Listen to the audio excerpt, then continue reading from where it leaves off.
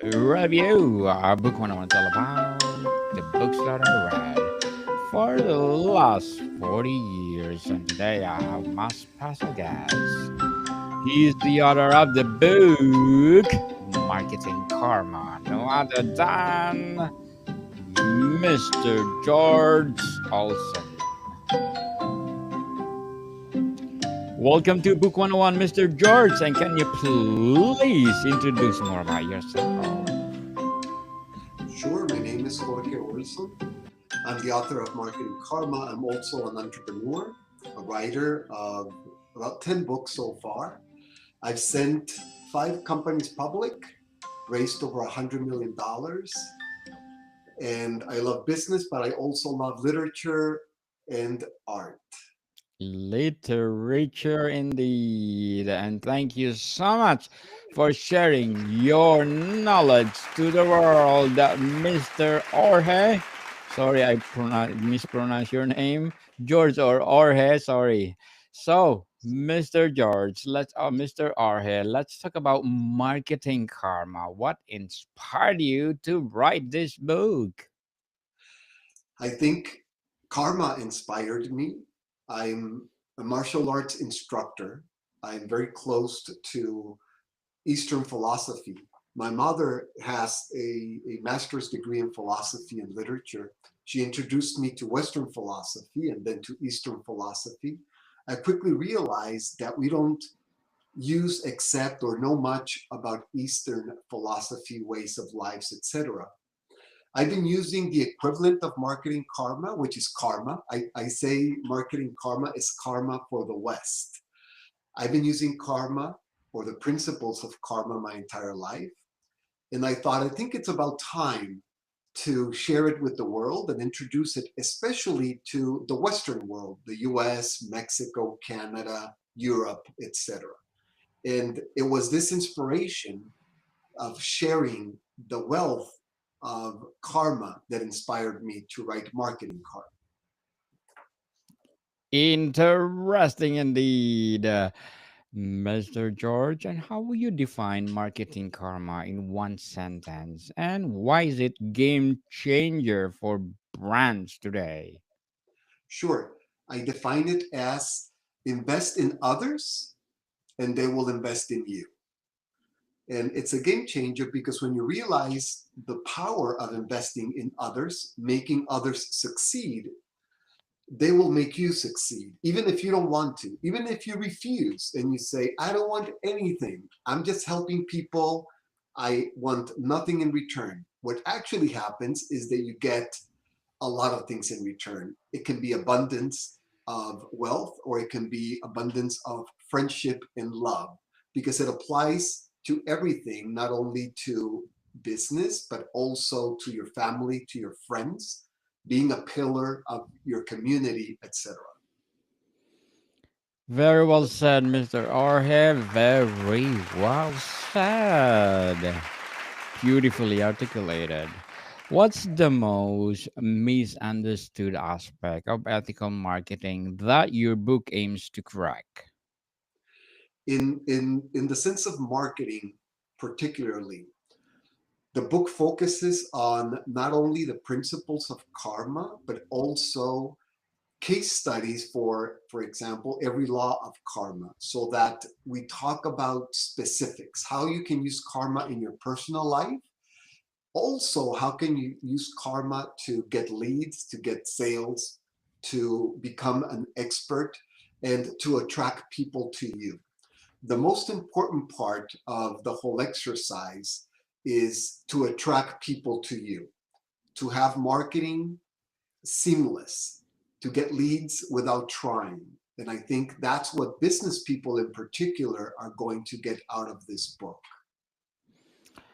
Mr. Orhel, let's talk about the practical application. Can you share an example of a company that embodies marketing karma and the tangible results you have seen? Sure. I of course my companies are a great example because I've used them all since I started in business. I started as an employee in business. And since the beginning, I employed marketing karma in my personal business. what also in my job. I started in the software industry. And the first thing that I did when I became an executive at 27 years old was to give away information. I did it writing because back then there were no podcasts, no webinars, no videos. It was Yes. phone. Remember Yes. those days, Dan? Daniel, it was just phone. So teleseminars, I did a lot of teleseminars where people would jump in, and I started with 0 people jumping in. And then I would tell them, for example, back then I was doing a lot of beverage mentoring because I wrote another book on the beverage industry. I gave all the information away. These calls were free, and one person, then 2 people, then 3, then 300. So 300 people would join the call live, and then maybe 10,000 would listen to the call recording afterwards. And I was just giving away the information. Now, what happened was that they called me and they hired me. Right? This is what you get. When I started working with beverage companies, we did the same thing. Let's go to distributors and let's help them. Let's help them with their business. And what happens is they started carrying our product because they want to do business with us because we're helping them. Across the board, all of the companies that I work with, all of the products I've done, I've launched over 1,000 fast moving consumer goods, all using Karma. And of course, you use it with people, right? It's important because after all, it's always people, people with people, not companies, not products. It's all about people. Now, if you see a lot of the companies out there right now, you can quickly spot the ones that have karma. If you're looking for companies to invest in or to associate with them, I think the most important thing is how they treat their employees. And I always fight for my employees. I'm on the board of directors of several companies, and I fight for the employees. I always try to get them insurance, vacation, extra days off. I always see it as a responsibility to them and their families. And I say, okay, if I'm gonna be on the board of this company with 50 employees, my job is to make 50 employees happier. That's my job. And if I do my job correctly, the company will have a wealth of investment in karma because the employees are going to share that karma, and it's going to come back, and the company will flourish. If you do the contrary, you know the result. You treat your employees badly, and then you know what's going to come back. So it's the same. Uh, my recommendation for you, for your family, for anybody that you know that's interested in business, treat your employees well, and also look for companies that treat their employees well. Very well said, Mr. Jorge. Very well said. What you saw is what you read, people. What's the first step a business should take to adopt a karmic approach to marketing? Can you repeat that, please? What's the first step a business should take to adopt a karmic approach to marketing? Okay, that's a fabulous question because it'll start you in the journey towards marketing.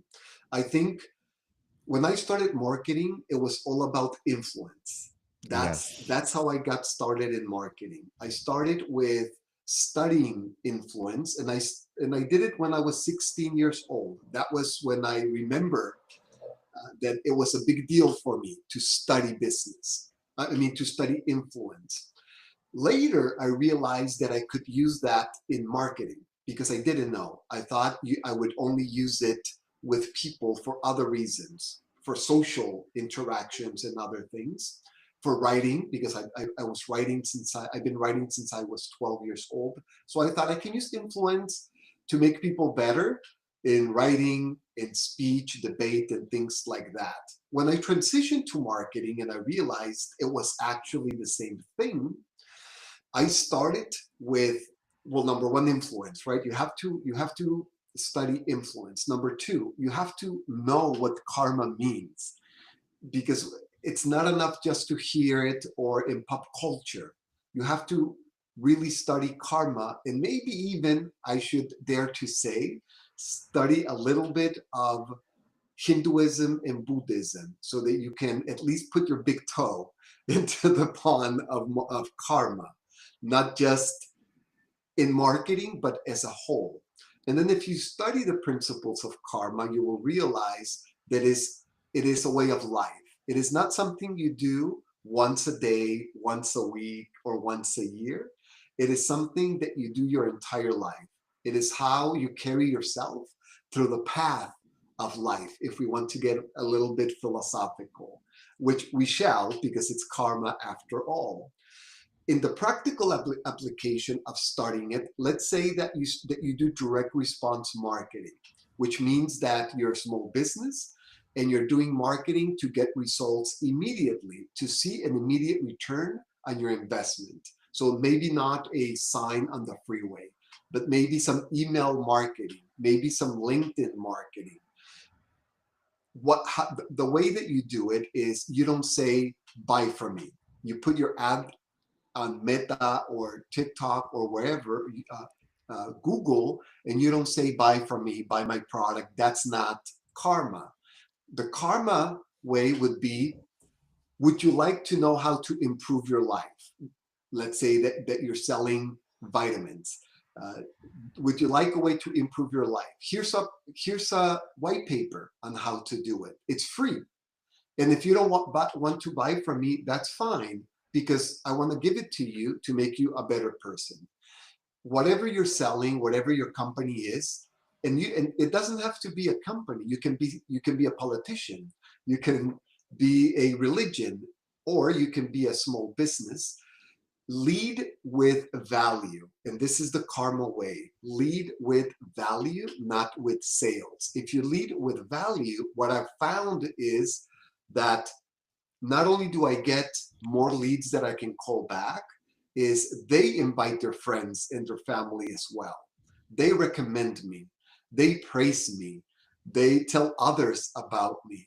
And then I start getting phone calls. I start getting recommendations. Give your book away. Give your white paper away. Give information away. Give a video away, a podcast, etc. Your knowledge, your attention. When you lead with this, which is value, and you apply it to marketing, in this case, direct response marketing, email, ads, etc., that's one of the best ways. Now, if I may, if I would give you a complete funnel for your audience, right? A complete funnel from scratch. If you go to a social platform. For me, it's Yes. LinkedIn, because I do a lot of business to business. It might be TikTok, it might be Instagram, it might be YouTube, whatever you want. And start posting value every day. Just give away value, something that people can really use. And it should be from the heart. So it should have sentiment. Start doing that. What I do is I do a funnel, for example, a newsletter or something where they give the email, but in return for their email, I will give them something spectacular, something that's worth 100 times their email. That means value. So that's the karma that I use in a very specific form. I've grown lists to 100,000 subscribers using this one strategy alone. Social media, I call it a squeeze page. Traditionally, in direct response marketing, we call it a squeeze page. And then from there, you squeeze the email, and then you continue adding value every week with your newsletter. And when they're ready to call you and buy from you, they will already know everything about you. Expect something like this. Daniel, I already know everything about you. I've seen you on video. I listened to your podcast. I think you're fabulous. I already know how much you charge. Here's my credit card. That's a typical sales call for me. And that's karma at its best. So that's a complete funnel, Daniel, about how to use karma in your business. Indeed, Mr. Jorge, very well said. As an author and a businessman or entrepreneur, Mr. Jorge, what are your short term and long term goals? Ooh. Now we're getting personal. you know, Yes, indeed.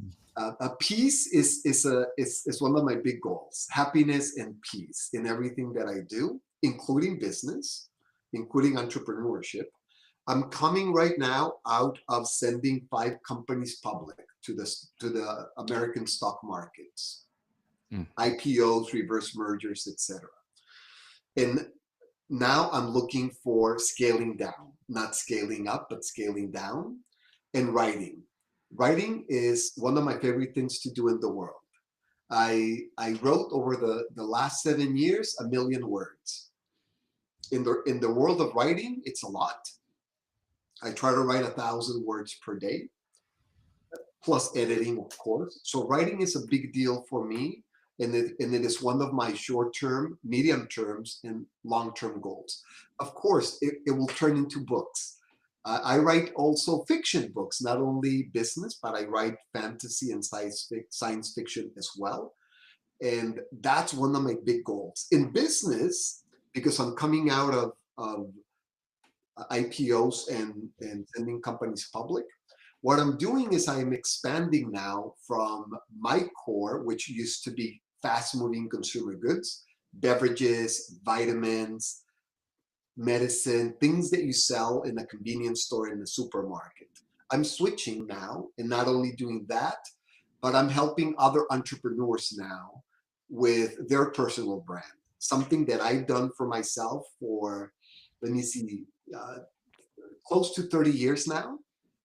I started as a young buck, as a young man doing it. I learned when I was very young about putting yourself as an industry expert. I see that a lot of people. I thought everybody knew this, Daniel. I thought this was common knowledge, and everybody walked around and they were so happy because they got all these leads. And then people tell me how much they struggled. And when I see how they present themselves to the business world, they present themselves as a logo, and they want to, even though they might be a small company, they want to be a logo or a company to appear to be larger, where the consumer wants to do business with a person, not with the logo. And I think I want, in a short term, I want to help people achieve that in business, to position themselves, not their business, become industry expert, maybe write a book. I used to say write a couple of books, but then people are intimidated. So now I say just write one book. Maybe a memoir. It doesn't have to be a business book, right? And as you Yes. can see, this book is in English and in Spanish. Spanish is my first language. So I write in both English and Spanish about entrepreneurship, business, self-help, motivation, etc. So writing is a big deal for me. I've helped already 20 people write their books. This was some time ago, so I want to get back to that. I had 50, I had, let me see, 70 employees. And now I have um, 4. So big change for me, scaling down and focusing more on writing and just helping maybe 10, maybe a mastermind with 10 people, something small. Good luck to your goals, Mr. Orhe. And what will be your advice for those people out there who want to put their own business as well as to write their own book? Great. For their, you know what? I think they both go together hand in hand. So thank you for putting them together, because I think if you're going to start a business or grow a business, write a book. That's what I would recommend. Don't write a business plan, write a book. Make your book a hero's journey. That would be my recommendation. Now, here's the gold. Then I'm going to share the gold about this. This is the diamond, right? The treasure. When you write your book, you start as the hero, yes, in a hero's journey story. That means that something happened and you decided to start a business. Maybe you weren't happy at work, or maybe you're a lifetime serial entrepreneur. It doesn't matter. You decided to write a book.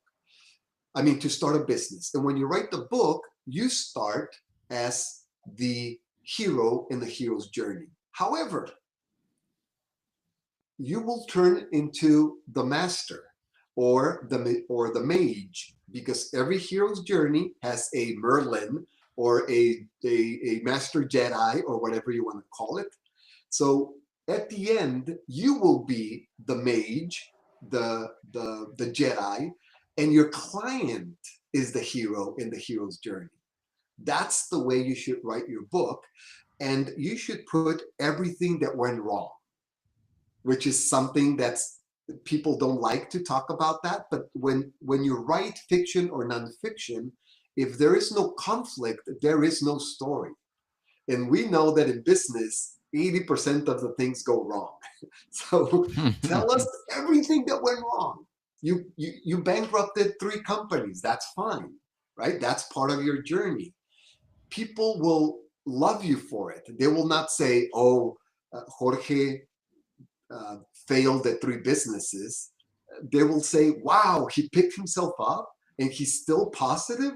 Okay, I want that." So be the hero, write it as a hero's journey, and then share every single part of the book in marketing, maybe even in video, and do video clips of you talking about your book. And your book will also become your business model, not only your sales letter, not only your clickbait, not only what you're going to give away. It'll also become your business model, the thing that you will follow to operate your own business. So it turns into a golden ticket that you can use. Now, don't expect to make money from the sales of the book. It's expect to make money in the back end of the book, right? Yes. In the back end. People will read it and they will call you and say, "I feel I know you."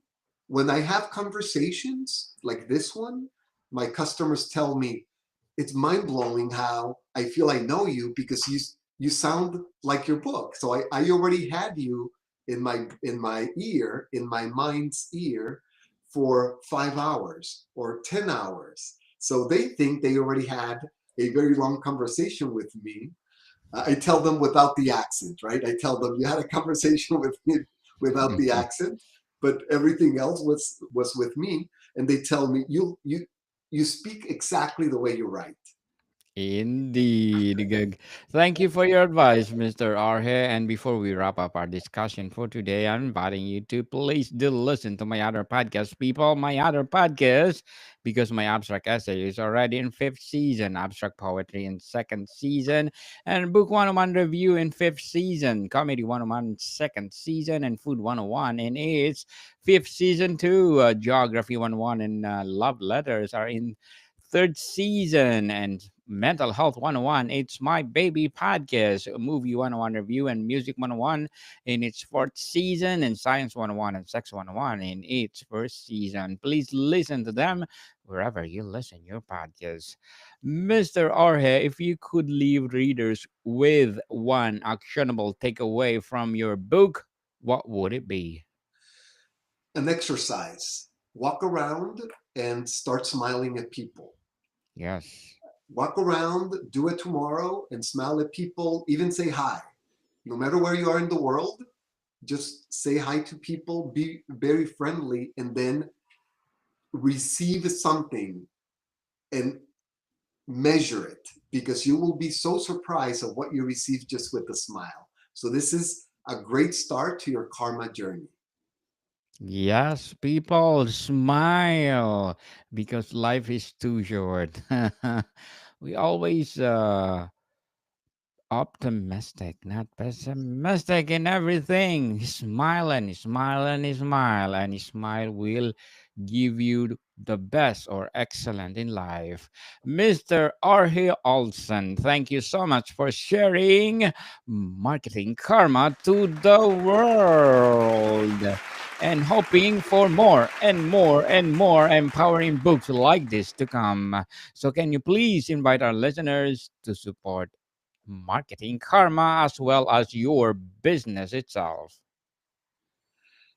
Thank you very much. Yes, you can support me by subscribing to my newsletter, jorgeolson.com, and receive love and karma.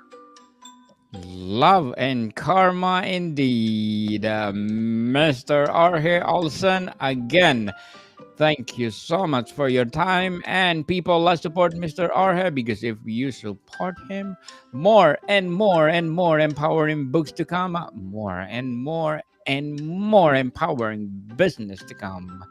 Mr. Arhe, thank you so much for your time. You're very welcome. More to come, people. See you soon.